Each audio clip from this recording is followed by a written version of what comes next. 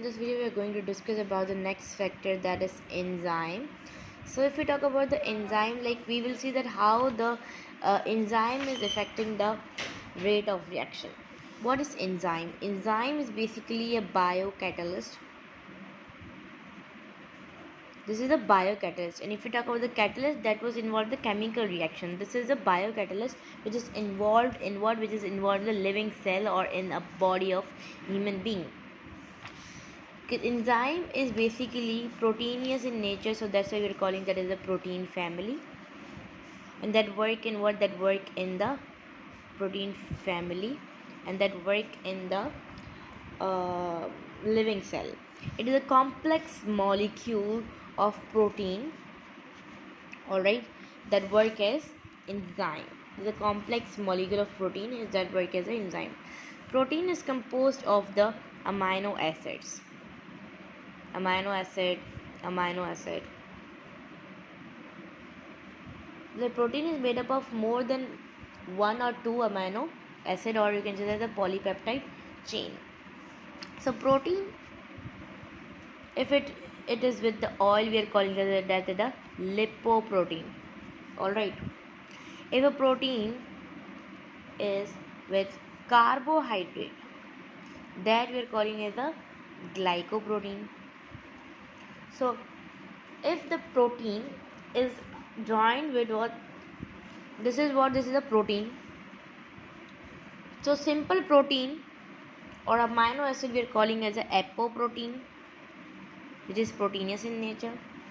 And oil is what? Oil is non-proteinous. So proteinous we are calling as the apoprotein, non-proteinous we are calling that as a coenzyme or a cofactor, which is non-protein. And collectively the protein plus non-protein we are calling that as a holoenzyme, which is lipoprotein.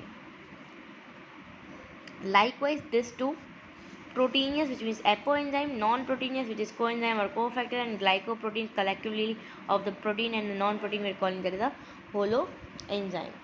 This was about the enzyme. Alright, enzyme basically do what? Enzyme basically speed up the reaction of the body. Alright, enzyme are also made artificially to remove the stain from the fabric and all. We are having the pepsin enzyme which work in the stomach to break the protein. And second, third, you can take the example of the trypsin. Trypsin also work in the small intestine. It is artificially also used to remove the hair of the body. Alright, so this was about the enzyme. Let me tell you guys about the threshold energy. Threshold energy is what? Threshold energy is the maximum energy. For example, these are the two molecules. In them the energy is stored, that we are calling as the average energy. Alright, we give the activation energy to them, and they basically react to each other. They basically do what? They basically react to each other when we give the activation energy. So that we are calling that as a activation complex, when they both react together, activation complex. Or you can say that this is a transition state where the molecules basically react to each other. Transition state where reaction start, and this is unstable. So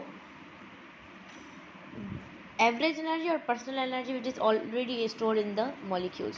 So threshold energy is what? Threshold energy is the sum of the average energy as well as the transitional or the activation complex. So that is called the threshold energy, or the maximum energy from at which the molecule basically gain and start the chemical reaction. So this was about the factor that basically affect the rate of reaction. This I have told you the extra thing. So this was about today's video.